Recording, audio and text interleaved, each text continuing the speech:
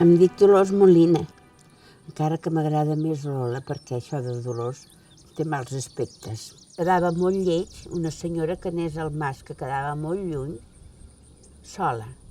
Així és que quan l'edat m'ho va permetre, amb la Maria Rosa Cortés, que es diu Turuguet, de fet, totes dues cap al mas Manolo.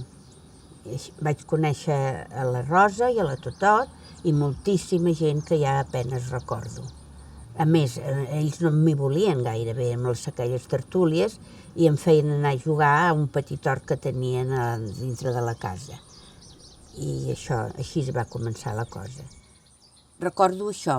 I llavors també que em feien te, que jo no el trobava gens bo, bueno, no me'l feien per mi, el feien per tothom, i primer em feien anar a jugar a l'hort que tenien allà adossat a la casa, i a l'hora del te entrava, em bevia aquelles herbes i tornava a sortir.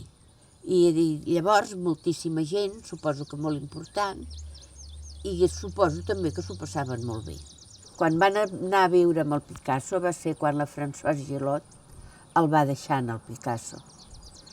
I com que aquell bon home no sabia estar sense dones, doncs van anar molt de temps a fer-li companyia, a cuidar-lo i fer el que fos, fins que va entrar la Josephine i les va aviar.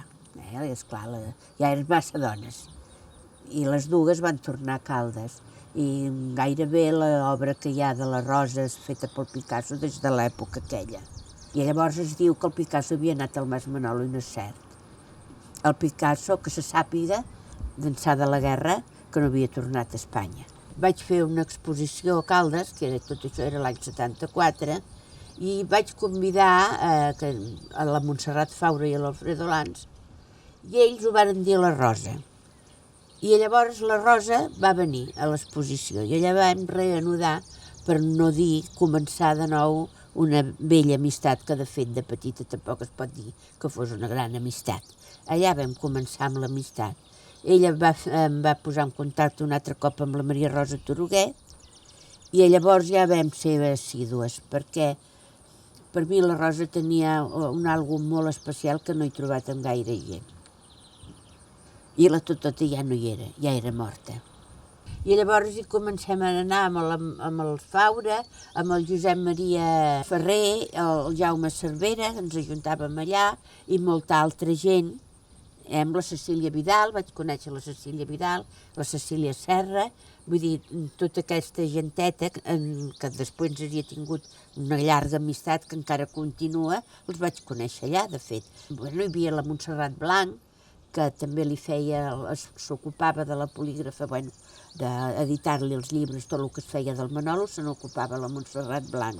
I també hi anava el Joan Badia, de Caldes, hi anava el batlle que havia sigut en Pujol, en Genís Pujol, anaven de tant en tant a veure-la. Bueno, esclar, el Genís Pujol era l'alcalde i el Badia era el tinent de cultura, aquell temps és lògic que tinguessin relació.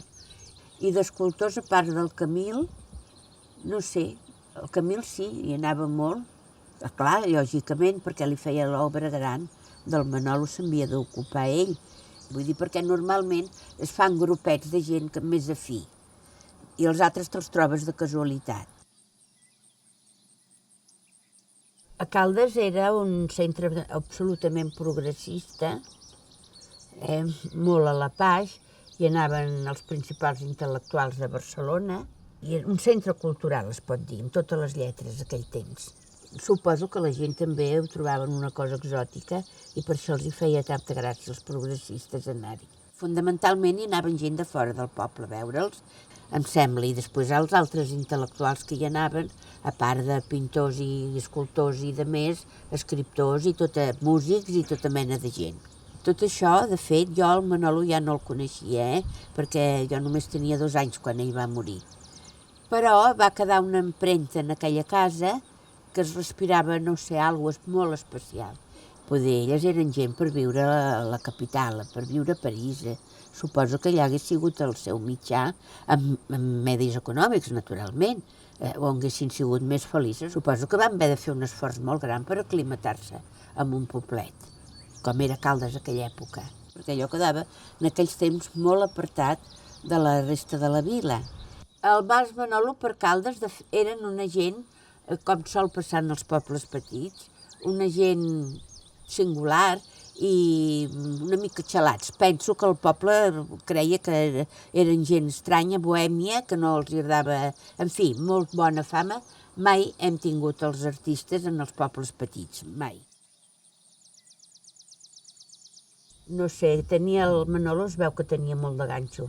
Jo ja no el vaig conèixer amb ell, però era molt simpàtic i aglutinava moltíssima gent. El propi Manolo era molt xaparrito i semblava un pagerol, però bueno, el màxim de la bohèmia, amb privacions de tota mena, amb promiscuitats de tota mena i, en fi, viscuda a tope. I llavors, està clar, això provoca, suposo, en les persones un sentiment diferent de la resta. Han tingut experiències que no ha tingut moltíssima gent. L'obra del Manolo per mi és el millor artista de tots els temps en petit format. És per dir de les poques persones que m'emocionen, perquè d'escultors catalans n'hi ha en la tira, però penso que són més d'ofici que de sentiments. I en canvi ell vibra, per mi. No sé què hagués fet amb obra gran, potser no m'hagués agradat tant, però aquells Manolos que té i aquelles senyores i aquelles criatures, bueno, ho trobo extraordinari, vull dir que no, per mi és l'únic gairebé.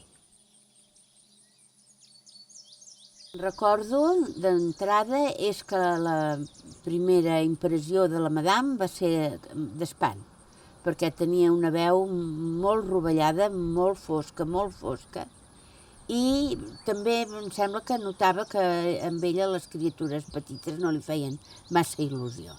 I després és que era una senyora, la trobava jo molt elegant, molt fina i molt elegant, molt. Tot i que als seus inicis, no sé si ho van ser de senyora, però tenia, no sé qui la va polir, però tenia un no sé què, perquè aspra sí que n'era.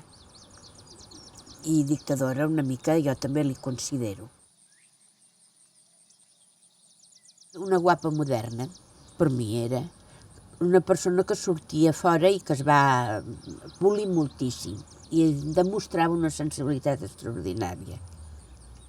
I llavors també anava amb pantalons, sempre ella els pantalons era la seva prenda. Suposo que això li va venir de França. Cridava l'atenció una dona amb pantalons en aquelles èpoques. A mi m'agradava, la trobava molt interessant. No anava amb joies, no anava amb res, la Rosa no tenia cap pretensió de res. S'ocupava de la compra, s'ocupava de tot. La senyora Madame no sabia fer res, de res, absolutament, no havia fet mai res. I llavors, doncs, portar també l'economia, portar-la ella, fer la gestió, fer-ho tot, o se n'ocupava la Rosa. Però és que vivia de cafè, és que es cuidava poc, la salut se la va cuidar molt poc. Li va passar el que li va passar de resultes de tant cafè que portava a sobre, o perquè no estava ben nutrida, i això que sabia cuinar molt bé. Cuinava molt a la francesa. Les crudités li encantaven, li encantava la fruita.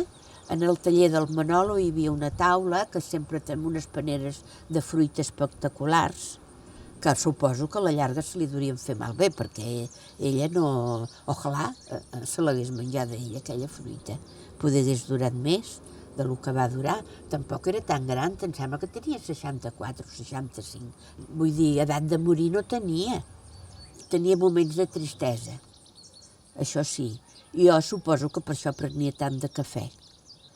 Sentia tristesa i solitud, també. És que, de fet, esclar, aquella casa quedava bastant aïllada al principi, Duria imposar viure allà amb els xipresos i tota la pesca que tenia. Ho va cuidar-ho amorosament, totes les peces, vull dir, bueno, és que ja es veia l'amor que hi havia en aquella casa i tot el ben posat que estava tot, amb aquell bon gust, net i polit.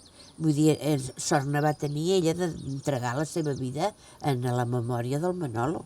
Si ella, pobreta, decidida que replegava 2 duros era per anar millorant la casa, s'ho gastava amb la casa i amb aquella llar, vull dir, allò era un santuari per ella. I llavors també treballava moltíssim restaurant mobles. Ella que no crec que tingués pas cap altre modus vivendi que les obres que venien, fossin de pintura, fossin d'escultura, fossin de joies. perquè va fer moltes coses, el Manolo era molt prolífic, també.